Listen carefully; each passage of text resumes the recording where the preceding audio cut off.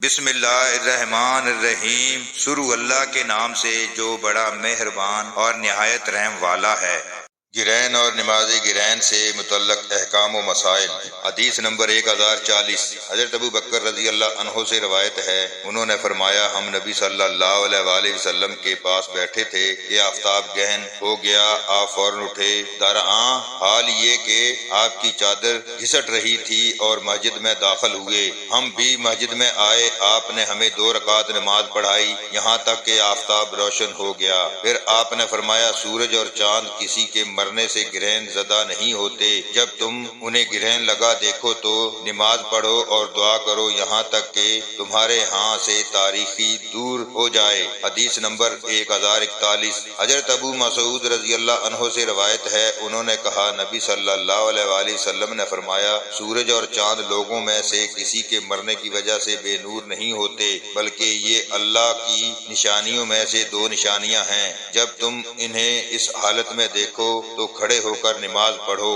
حدیث نمبر 1042، حضرت ابن عمر رضی اللہ عنہ سے روایت ہے، وہ نبی صلی اللہ علیہ وآلہ وسلم سے بیان کرتے ہیں شمس و قمر کسی شخص کی موت و حیات کی بنا پر بے نور نہیں ہوتے، بلکہ یہ اللہ کی نشانیوں میں سے 2 علامتیں ہیں، لہذا جب تم انہیں گہن زدہ دیکھو تو نماز پڑھو۔ حدیث نمبر 1043، حضرت مغیرہ بن شعبہ رضی اللہ عنہ سے روایت ہے، انہوں نے فرمایا رسول اللہ صلی اللہ علیہ وآلہ وسلم کی حیات طیبہ میں سورج گرہن اس دن ہوا جس دن آپ کے لخت جگر ابراہیم رضی اللہ عنہ کی وفات ہوئی تھی۔ لوگوں نے کہا کہ حضرت ابراہیم کی وفات کے سبب سورج بے نور ہوا ہے۔ رسول اللہ صلی اللہ علیہ وآلہ وسلم نے فرمایا سورج اور چاند کسی کے مرنے اور پیدا ہونے سے گرہن زدہ نہیں ہوتے، جب تم گرہن دیکھو تو نماز پڑھو اور اللہ سے دعا کرو۔ حدیث نمبر 1044، حضرت عائشہ رضی اللہ عنہا سے روایت ہے، انہوں نے فرمایا رسول اللہ صلی اللہ علیہ وآلہ وسلم کے عہد مبارک میں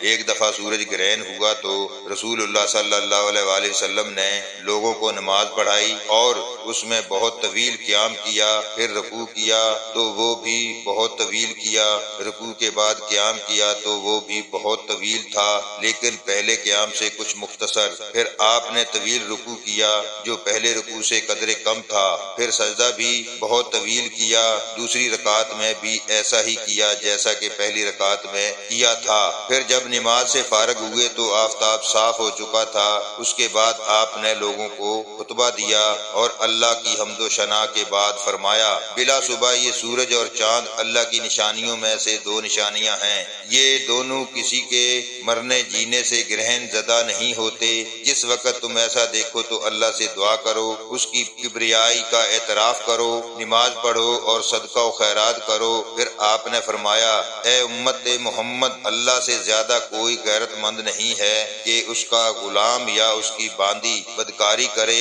اے امت محمد، اللہ کی قسم اگر تم اس بات کو جان لو جو میں جانتا ہوں تو تمہیں ہنسی بہت کم آئے اور رونا بہت زیادہ آئے گا۔ حدیث نمبر 1045، حضرت عبداللہ بن عمر رضی اللہ عنہ سے روایت ہے، انہوں نے فرمایا رسول اللہ صلی اللہ علیہ وآلہ وسلم کے عہد مبارک میں جب سورج گہن ہوا تو یوں اعلان کیا گیا الصلاۃ جامعہ۔ حضرت عائشہ اور حضرت عثمان رضی اللہ عنہم فرماتی ہیں کہ نبی صلی اللہ علیہ وآلہ وسلم نے سورج گہن کے وقت خطبہ ارشاد فرمایا۔ حدیث نمبر 1046، نبی صلی اللہ علیہ وآلہ وسلم کی زوجہ محترمہ حضرت عائشہ رضی اللہ عنہا سے روایت ہے، انہوں نے فرمایا نبی صلی اللہ علیہ وآلہ وسلم کی حیات طیبہ میں سورج بے نور ہوا تو آپ مسجد میں تشریف لائے، لوگوں نے آپ کے پیچھے صفیں بنا لی، آپ نے تکبیر تحریمہ کہی، پھر لمبی قرات فرمائی، اس کے بعد اللہ اکبر کہہ کر ایک طویل رکوع کیا، پھر سمیع اللہ لمن حمدہ کہا تو کھڑے رہے اور سجدہ نہ کیا بلکہ طویل قرات کی جو پہلی قرات سے قدرے کم تھی، پھر اللہ اکبر کہہ کر طویل رکوع کیا جو پہلے رکوع سے قدرے کم تھا، اس کے بعد آپ نے سمیع اللہ لمن حمدہ ربنا ولک الحمد کہا اور سجدے میں چلے گئے، پھر دوسری رکعت میں بھی ایسے ہی کیا۔ اس طرح آپ نے 4 رکوع اور 4 سجدوں کے ساتھ نماز مکمل کی۔ نماز ختم ہونے سے پہلے پہلے سورج روشن ہو چکا تھا، پھر آپ کھڑے ہوئے اور اللہ تعالیٰ کی شایان و شان حمد و ثنا بیان کی، اس کے بعد فرمایا یہ دونوں سورج اور چاند اللہ کی نشانیوں میں سے دو نشانیاں ہیں، انہیں کسی کی موت و حیات کی وجہ سے گرہن نہیں لگتا، جب تم انہیں بائیں حالت دیکھو تو اللہ سے التجا کرتے ہوئے نماز کی طرف آ جاؤ۔ کثیر بن عباس بیان کرتے ہیں کہ حضرت عبداللہ بن عباس رضی اللہ عنہ نے بھی سورج گرہن کے متعلق اسی طرح حدیث بیان کی، جس طرح حضرت عروہ بن زبیر رحمۃ اللہ نے حضرت عائشہ رضی اللہ عنہا سے بیان کی تھی۔ میں نے حضرت عروہ سے کہا جس دن مدینہ طیبہ میں سورج کو گرہن لگا تھا تو آپ کے بھائی حضرت عبداللہ بن زبیر رضی اللہ عنہ نے نماز کسوف میں نماز فجر کی طرح 2 سے زیادہ رکوع نہیں کیے تھے؟ انہوں نے جواب دیا ہاں، لیکن انہوں نے سنت کے خلاف کیا۔ اللہ تعالیٰ کا ارشاد ہے وَخَسَفَ الْقَمَرُ، جب چاند کو گرہن لگ جائے گا۔ حدیث نمبر 1047۔ نبی صلی اللہ علیہ وآلہ وسلم کی زوجہ محترمہ حضرت عائشہ رضی اللہ عنہا سے روایت ہے، انہوں نے بتایا جس دن سورج کو گرہن لگا تو رسول اللہ صلی اللہ علیہ وآلہ وسلم نماز کے لیے کھڑے ہوئے، آپ نے اللہ اکبر کہا اور لمبی قرات فرمائی، پھر طویل رکوع کیا، اس کے بعد اپنا سر مبارک اٹھایا اور سمیع اللہ لمن حمدہ کہا اور ایسے کھڑے ہو گئے جیسے رکوع سے پہلے کھڑے تھے، پھر لمبی قرات فرمائی جو پہلی قرات سے کچھ کم تھی، پھر طویل رکوع کیا جو پہلے رکوع سے قدرے کم تھا، اس کے بعد آپ نے لمبا سجدہ کیا، پھر آپ نے دوسری رکعت کو بھی اسی طرح ادا کیا، اس کے بعد آپ نے سلام پھیرا تو سورج روشن ہو چکا تھا، آپ نے خطبہ دیا اور شمس و قمر کے گرہن کے متعلق فرمایا یہ دونوں اللہ کی نشانیوں میں سے 2 نشانیاں ہیں جو کسی کی موت و حیات کی وجہ سے بے نور نہیں ہوتے، تم جب انہیں اس حالت میں دیکھو تو خوف زدہ ہو کر نماز کی طرف توجہ کرو۔ حضرت ابو موسیٰ اشعری رضی اللہ عنہ نے نبی صلی اللہ علیہ وآلہ وسلم سے اسی طرح روایت کیا ہے۔ حدیث نمبر 1048۔ حضرت ابو بکر رضی اللہ عنہ سے روایت ہے، انہوں نے کہا رسول اللہ صلی اللہ علیہ وآلہ وسلم نے فرمایا سورج اور چاند اللہ کی آیات میں سے 2 نشانیاں ہیں، یہ دونوں کسی کی موت کی وجہ سے بے نور نہیں ہوتے بلکہ اللہ تعالیٰ ان کے ذریعے سے اپنے بندوں کو ڈراتا ہے۔ ابو عبداللہ امام بخاری رحمۃ اللہ کہتے ہیں عبد الوارث، شعبہ، خالد بن عبداللہ اور حماد بن سلمہ نے یونس سے یہ الفاظ ذکر نہیں کیے، ان کے ذریعے سے اللہ تعالیٰ اپنے بندوں کو ڈراتا ہے۔ اشعث نے حسن سے مذکورہ الفاظ بیان نہ کرنے میں یونس کی مطابقت کی ہے، موسیٰ نے مبارک کے واسطے سے مذکورہ الفاظ بیان کرنے میں یونس کی مطابقت کی ہے۔ وہ مبارک حسن بصری سے بیان کرتے ہیں، انہوں نے کہا مجھے ابو بکر نے نبی صلی اللہ علیہ وآلہ وسلم سے بیان کیا، آپ نے فرمایا ان کے ذریعے سے اللہ تعالیٰ اپنے بندوں کو ڈراتا ہے۔ حدیث نمبر 1049۔ نبی صلی اللہ علیہ وآلہ وسلم کی زوجہ محترمہ حضرت عائشہ رضی اللہ عنہا سے روایت ہے کہ ان کے پاس ایک یہودی عورت کچھ مانگنے کے لیے حاضر ہوئی اور اس نے دعا دی کہ اللہ تعالیٰ آپ کو عذاب قبر سے پناہ دے۔ حضرت عائشہ صدیقہ رضی اللہ عنہا نے رسول اللہ صلی اللہ علیہ وآلہ وسلم سے دریافت کیا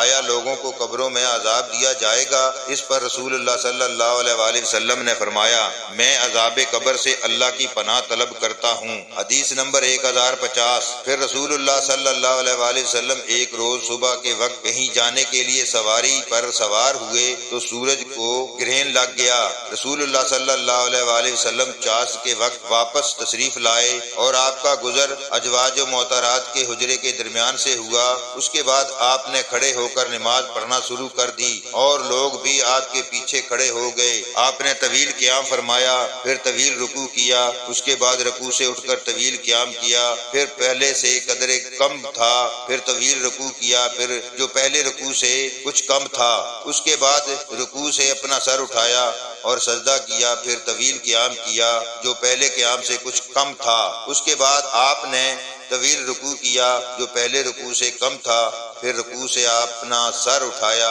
اور سجدہ کیا، پھر اس کے بعد طویل قیام فرمایا جو پہلے سے کم تھا، پھر طویل رکوع کیا جو پہلے رکوع سے کچھ کم تھا، بعد ازاں رکوع سے اٹھے اور سجدہ فرمایا، پھر نماز سے فراغت کے بعد جو کچھ اللہ نے چاہا اسے بیان کیا، پھر لوگوں کو حکم دیا کہ وہ عذاب قبر سے پناہ مانگے۔ حدیث نمبر 1051 حضرت عبداللہ بن عمرو رضی اللہ عنہ سے روایت ہے، انہوں نے فرمایا جب رسول اللہ صلی اللہ علیہ وآلہ وسلم کے عہد مبارک میں سورج گرہن ہوا تو الصلاۃ جامعۃ کا اعلان کیا گیا۔ نبی صلی اللہ علیہ وآلہ وسلم نے اس نماز میں ایک رکعت کے اندر 2 رکوع کیے، پھر آپ کھڑے ہوئے تو دوسری رکعت میں بھی 2 رکوع کیے، اس کے بعد آپ تشہد میں بیٹھے یہاں تک کہ سورج صاف ہو گیا۔ راوی حدیث حضرت عبداللہ بن عمرو رضی اللہ عنہ کہتے ہیں کہ حضرت عائشہ رضی اللہ عنہا نے فرمایا میں نے کبھی بھی اس سے زیادہ لمبا سجدہ نہیں کیا۔ حضرت ابن عباس رضی اللہ عنہ نے زمزم کے چبوترے سے لوگوں کو نماز کسوف پڑھائی۔ حضرت علی بن عبداللہ بن عباس نے بھی لوگوں کے لیے نماز با جماعت کا اہتمام کیا اور حضرت عبداللہ بن عمر رضی اللہ عنہ نے بھی نماز کسوف پڑھی۔ حدیث نمبر 1052 حضرت عبداللہ بن عباس رضی اللہ عنہ سے روایت ہے، انہوں نے فرمایا نبی صلی اللہ علیہ وآلہ وسلم کے عہد مبارک میں جب سورج بے نور ہوا تو رسول اللہ صلی اللہ علیہ وآلہ وسلم نے نماز پڑھائی۔ آپ کا قیام سورہ بقرہ کی قرات کی طرح طویل تھا، پھر آپ نے طویل رکوع کیا، اس کے بعد سر اٹھایا تو پھر دیر تک قیام کیا، لیکن آپ کا یہ قیام پہلے قیام سے قدرے کم تھا۔ پھر آپ نے طویل رکوع کیا جو پہلے رکوع سے کچھ کم تھا، پھر آپ نے سجدہ فرمایا، بعد ازاں ایک طویل قیام کیا جو پہلے قیام سے قدرے کم تھا، پھر طویل رکوع کیا جو پہلے سے قدرے مختصر تھا، اس کے بعد سر اٹھا کر طویل قیام فرمایا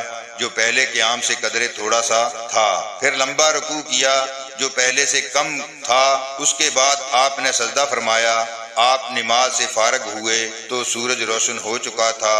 آپ صلی اللہ علیہ وآلہ وسلم نے فرمایا سورج اور چاند اللہ کی نشانیوں میں سے 2 نشانیاں ہیں، یہ دونوں کسی کی موت و حیات کی وجہ سے بے نور نہیں ہوتے۔ جب تم اس قسم کا حادثہ دیکھو تو اللہ کو یاد کرو۔ صحابہ اکرام رضی اللہ عنہم نے عرض کیا اللہ کے رسول ہم نے آپ کو دیکھا کہ آپ نے اپنی جگہ کھڑے کھڑے کوئی چیز ہاتھ میں لی، پھر ہم نے آپ کو پیچھے ہٹتے ہوئے بھی دیکھا۔ آپ صلی اللہ علیہ وسلم نے فرمایا میں نے جنت کو دیکھا اور ایک خوشہ انگور کی طرف ہاتھ بڑھایا تھا،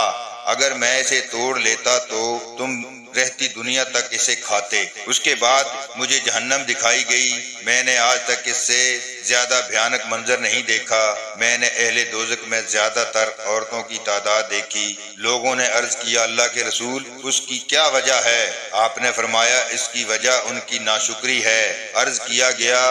آیا وہ اللہ کی ناشکری کرتی ہیں؟ آپ نے فرمایا نہیں، بلکہ وہ اپنے خامد کی ناشکری کرتی ہیں اور ان کا احسان نہیں مانتی۔ اگر تم کسی عورت کے ساتھ تمام عمر احسان کرو، پھر کبھی تمہاری طرف سے کوئی ناخوشگوار بات دیکھے تو فوراً کہہ دے گی کہ میں نے تجھ سے کبھی کوئی بھلائی دیکھی ہی نہیں۔ حدیث نمبر 1053 حضرت اسماء بنت ابی بکر رضی اللہ عنہا سے روایت ہے، انہوں نے فرمایا جب سورج گرہن لگا تو میں نبی صلی اللہ علیہ وآلہ وسلم کی زوجہ محترمہ حضرت عائشہ رضی اللہ عنہا کے گھر آئی، میں نے دیکھا کہ لوگ کھڑے نماز پڑھ رہے تھے اور حضرت عائشہ رضی اللہ عنہا بھی کھڑی نماز پڑھ رہی تھی۔ میں نے پوچھا لوگوں کو کیا حالت درپیش ہے؟ انہوں نے اپنے ہاتھ سے آسمان کی طرف اشارہ کرتے ہوئے سبحان اللہ کہا۔ میں نے کہا اللہ کی طرف سے کوئی نشانی ہے؟ انہوں نے اشارے سے ہاں میں جواب دیا۔ حضرت اسماء فرماتی ہیں میں بھی نماز کے لیے کھڑی ہو گئی، حتیٰ کہ طویل قیام کی وجہ سے مجھے چکر آنے لگے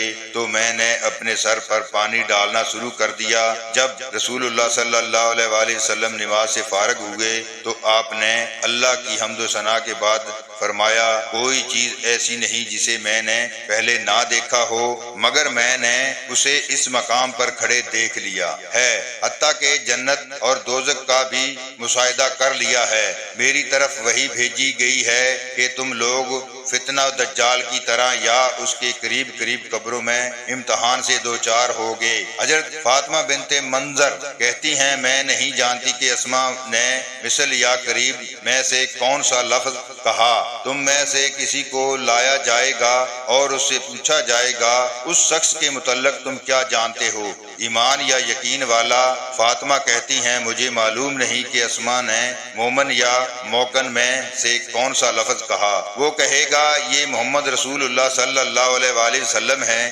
جنہوں نے ہمارے سامنے صحیح راستہ اور اس کے دلائل پیش کیے، ہم نے ان کی دعوت کو قبول کیا اور ایمان لے آئے اور ان کی پیروی کی۔ اس سے کہا جائے گا تو آرام اور سکون سے سو جا، ہمیں تو پہلے ہی معلوم تھا کہ تو ایمان و یقین والا ہے۔ لیکن منافق یا شک کرنے والا حضرت فاطمہ کہتی ہیں کہ میں نہیں جانتی کہ اسماء نے منافق یا مرتاب میں سے کون سا لفظ کہا۔ کہے گا میں ان کے متعلق کچھ نہیں جانتا، میں نے لوگوں سے سنا وہ کچھ بات کہتے تھے تو میں بھی وہی کہنے لگا۔ حدیث نمبر 1054 حضرت اسماء بنت ابی بکر رضی اللہ عنہا سے روایت ہے، انہوں نے کہا نبی صلی اللہ علیہ وآلہ وسلم نے سورج گرہن کے وقت غلام آزاد کرنے کا حکم فرمایا۔ حدیث نمبر 1055 حضرت عائشہ رضی اللہ عنہا سے روایت ہے کہ ایک یہودی عورت ان سے کچھ مانگنے آئی اور کہا اللہ تعالیٰ آپ کو عذاب قبر سے محفوظ رکھے۔ حضرت عائشہ رضی اللہ عنہا نے رسول اللہ صلی اللہ علیہ وآلہ وسلم سے دریافت کیا آیا لوگوں کو ان کی قبروں میں عذاب ہوگا؟ آپ نے فرمایا میں خود عذاب قبر سے اللہ کی پناہ چاہتا ہوں۔ حدیث نمبر 1056 پھر ایک دن رسول اللہ صلی اللہ علیہ وآلہ وسلم صبح سویرے کہیں جانے کے لیے سواری پر سوار ہوئے جبکہ سورج کو گرہن لگ چکا تھا، چنانچہ چاشت کے وقت واپس تشریف لے آئے اور حجروں کے درمیان سے گزرتے ہوئے مسجد میں گئے اور کھڑے ہو کر نماز شروع کر دی۔ لوگ بھی آپ کے پیچھے کھڑے ہو گئے۔ آپ نے لمبا قیام کیا، پھر لمبا رکوع کیا، اس کے بعد سر اٹھا کر قیام کیا جو پہلے قیام سے کم تھا، پھر لمبا رکوع کیا جو رکوع سے کم تھا، اس کے بعد پھر سر اٹھایا اور لمبا سجدہ کیا، پھر آپ کھڑے ہوئے اور لمبا قیام کیا جو پہلے قیام سے